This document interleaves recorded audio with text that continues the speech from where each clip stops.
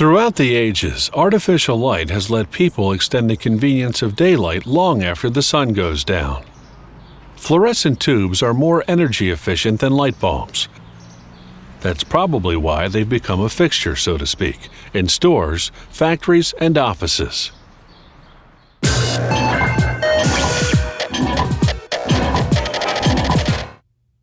Once, the only source of light was the flame of fire, in the forms of torch, candle, and oil lamps. It remained so right up until the 19th century, when gaslight made its first appearance around 1840. Almost 40 years later, Thomas Edison invented his famous incandescent light bulb. In 1909, the Frenchman Georges Claude developed the fluorescent tube, a light that remains unaltered to this very day.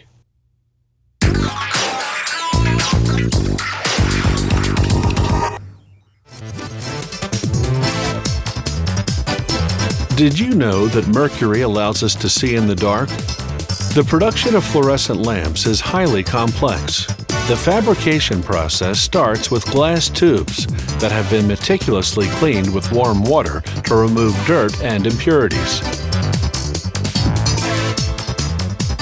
Then the tubes have to be specifically shaped with the folder shaper. They're heated for 30 seconds, then quickly curved using a template.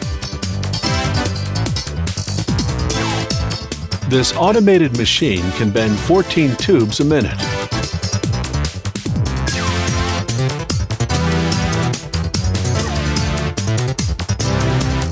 The bent tubes go into the coating chamber where a thin coat of phosphorus is applied to their inner surfaces.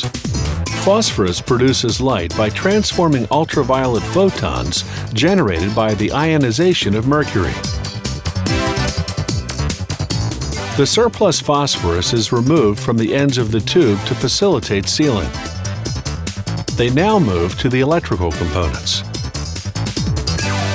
The cathode mount is made in this auto mount. Here they make the wire that will carry the current from the mount.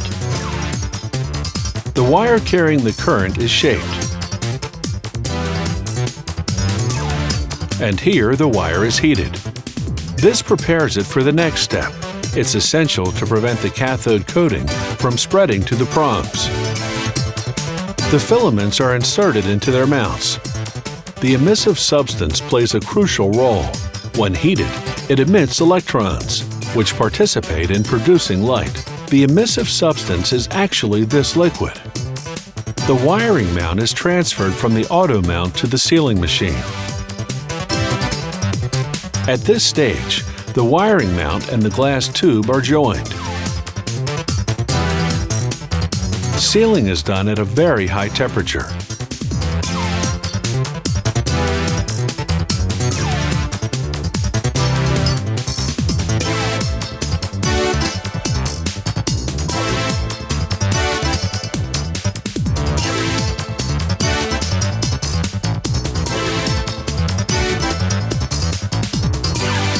One important step remains. This is where the glass tube is emptied of air and filled with gas.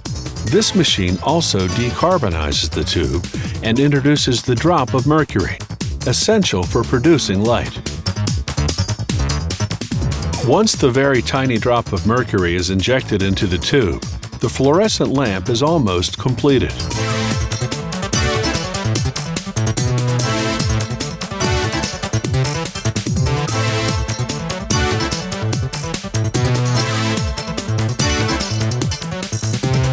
But one step remains. This threader positions the wires for insertion of the tube cap, which establishes electrical contact.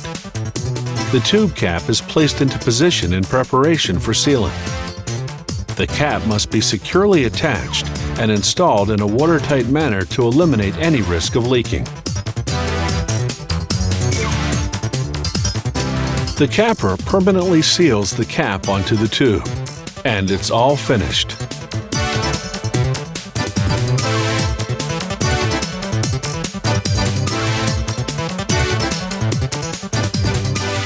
Each lamp is tested on a large testing wheel to verify its quality and performance.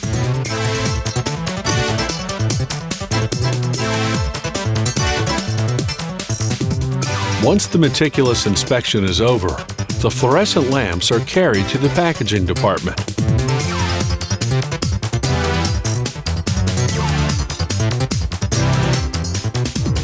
A robotic machine handles the lamps and places them into the packages. The glass tubes have now become fluorescent lamps.